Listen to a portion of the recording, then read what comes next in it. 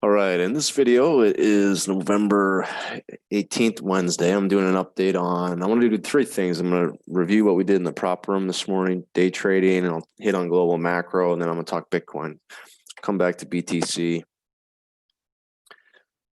So let's just do today's trade. Most people, I don't know if they're new to trading or even in the professional world, I've seen charts that look just like this that a lot of traders use on the desk when I'd go to different shops, whether it be in New York, Deutsche, going up to HSBC, UBS desks, and everybody has different strategies. Everybody trades a little bit differently. But when you talk about directional edges, guys, if this is how you see the market, which a lot of people do, I don't know how or what they're using to have any type of edge intraday.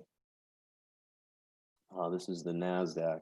And so over the years, this is what we've done with the model, is put together a way to mathematically and in a fractal way to analyze the markets from a trend perspective and a cyclical perspective.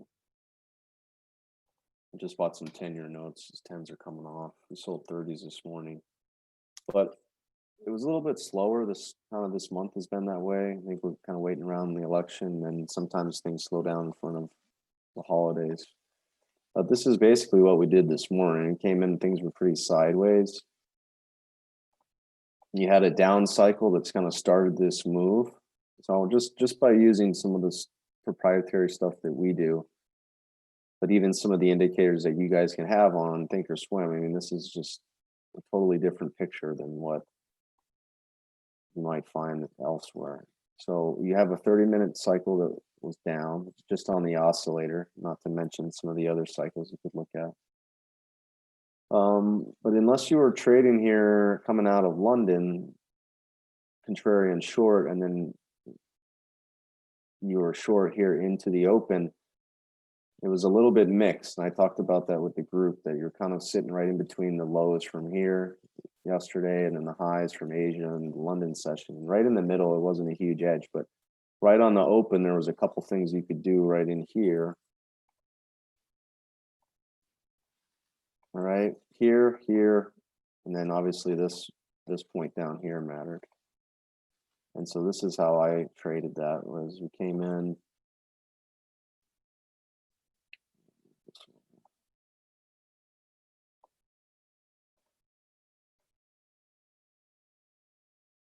Looking at the 15-minute cycles, which were down as well. You look at the direction of the 8. My guys know what to do on the trend basis there. But there are several things to highlight. You can use their pie line concept, which actually worked great twice this morning. Anytime you get angle and distance away from that pie line, especially when the line's flat, you can kind of use the same strategy when you have a 200 above. But when you get deep below that, that's the better time to go contrarian. But at the same time, I don't really like to start my trades contrarian. I'd rather start with the trend. And then if I have something on the short side, it makes it a little bit easier to flip and go long. Or if I already made money on the day, then I'll try the contrarian long. But typically, if you're buying, this is a low, this is a low, this is lower lows, you get in the habit of buying lower lows. A lot of times you're going to get a little bit of a bounce, but then the market makes a lower low on you. It's just not a high probability way to trade. Okay, so that's the 5-minute. Now when we look at the 1 minute, all that I did this morning was say, okay, you have all this bearishness here, and then the market opens up into what we call the southern hemisphere as far as price was. You're downward sloping 200, the pie line. And then you already have all of this bearishness here. So on the open, it's going to be tough to retrace all of that and go to a new high up here. So you time it up with your cycles, but this was the location to short. You time it up with your cycle. All right, we were low here on the open, but by the time you wait to get up here, that gives you your location to short. And then you can cover, book gains. You know, here's a place to scalp some back, cover into the prior low, and then cover new lows. And then at this point, the 30-minute cycle had gotten low, which I was telling the group, then you could look to play the contrarian long. So like here was good, even this little pullback here. And you have a 30-minute cycle. This was your 30-minute cycle down, and then you had your 30-minute cycle back the other way. So the managing the risk part is, one is identifying the edges, two is how are you going to work the edges. Yeah, can you go contrarian long here? Sure. But I had already made money on the way down. All right. Makes it easier to buy down here. And then when you rally up, you could even sell S&Ps against your long. If you come out of some, you could buy some back. Short S&Ps here, maybe when the Nasdaq's up here, maybe you short S&P, allows you to buy even more Nasdaq on the long side. And maybe you come out of the day, nice gains in the Nasdaq. Maybe you have, at this point, you have a smaller loss on S&P, but at least you're balanced and hedged. So that's what I did at day trade, pretty much. Big picture.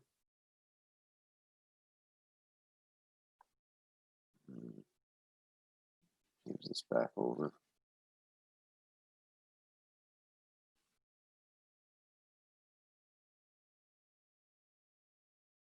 It's been a quiet sideways global macro environment.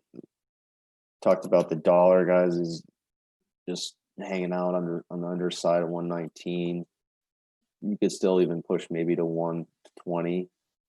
I don't think this is an environment where we're going to be looking for a euro breakout and a dollar breakdown, but keep an eye on 119. Maybe you stretch it to 120. The cycle has room to finish stronger for the euro and down dollar into the end of the week.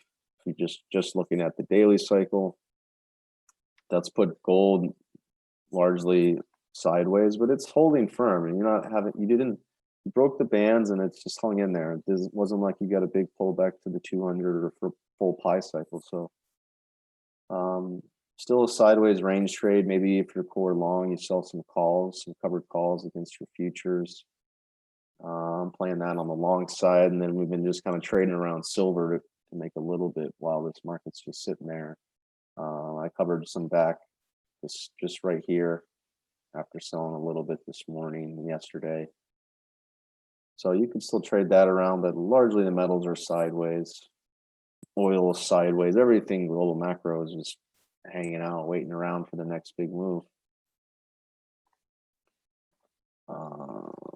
See oil sideways, 35, 36 to 43, 44 range. Pi is going to come in here maybe with this next daily cycle into the end of the month, which would be interesting. I wouldn't be opposed to playing a little bit of a short at 44 on WTI. Copper's not really signaling much. Being above 3 kind of tells me that everything's still more of in a reflationary mode. Same thing with the Aussie. It's not exactly breaking down. Usually anytime you have a risk off move, you're gonna get the Aussie to come off. You'll get oil down. You get copper to finally break because the demand picture, that's all still hanging in there. I'm not going to go into too much FX. It's all pretty choppy. The yen, actually, I want to say about the yen, we booked some gains here. You've been rewarded for buying the bands. It's actually had more of a trending type of price action than a lot of other markets. So maybe continue to focus on yen on the long side. And if you bought anything well last week, this is a spot to be taking some off. But I would be a better buyer there. I'm not interested in shorting the yen. And then, just highlighting some of the bigger tech names. Everything's sideways. We're just making equidistant highs and lows. Everything's wedging. Amazon's wedging. Tesla's wedging. Apple's wedging. So we might just be coiling and setting up for a bigger move, maybe into the end of the year, or maybe just the start of 2021. Just let price action tell us. And then BTC, guys, that's a totally different. That's where you're actually seeing some alpha and some momentum for sure. So we've been long, stay long. You're definitely overbought up here, but do not lose your position. So you can take some profits. We'll be a buyer on the next hourly and 4-hour dip that You just haven't gotten that yet. So just kind of staying core long. Maybe we just push right to 20,000. A lot of people chasing. You can be involved on the shorter term dips. I mean, we held pi here, the 15-minute. If you're looking at the cash chart, there's been plenty of dips as well, all here at pi. So I don't know if you're trading this stuff on leverage. I mean, there's these little, like, I don't know, 200-300 point swings. But it looks good. The market's on fire. I don't see any reason why we don't retest 20,000 into the end of the year. But you can buy these bands if you want to trade it more micro. Use pi. It's been a great place as well. And yeah, that's it, guys. I would just encourage you to sign up. I mean, if you want to join any of our Cycle Edge memberships, or if you want to join the prop room, you guys are doing well. I mean, just starting out trading, helping people work through the combine at Top Step to get funded. You guys can do it. I've done it. It's just a process. You learn the model.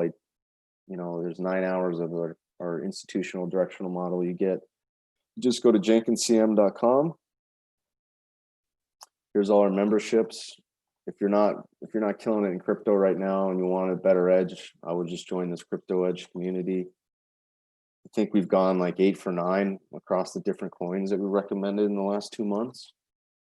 It's $100 a month. You want to save on a quarterly, on an annual basis. There's that. But really, just encourage you guys to get involved with a team that is working together every day, managing real risk, but comes from a background of institutional traders, the institutional model. Prop room is where we're doing more of our micro trading across different asset classes. But this is a great price. You're going to get mentorship every day from me, coaching, all our courses. I've just been kind of giving it all away for the last several months to get people involved. Since Corona and everybody's sitting at home, a lot of people are out of work or just looking for something else to add to their income.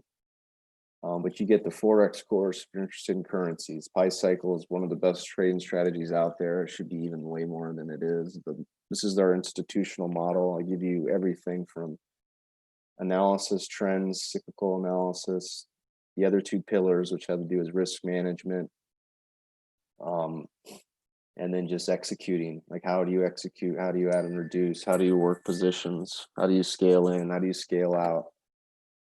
And it's a lot there, but it's something you'll have for the rest of your life. You get your options course. That's me talking about some of the basics and then the more advanced strategies that we like to use, but then how you can apply it to the model so you can fit that in. There's our prop group, and our options edge team is another specific group.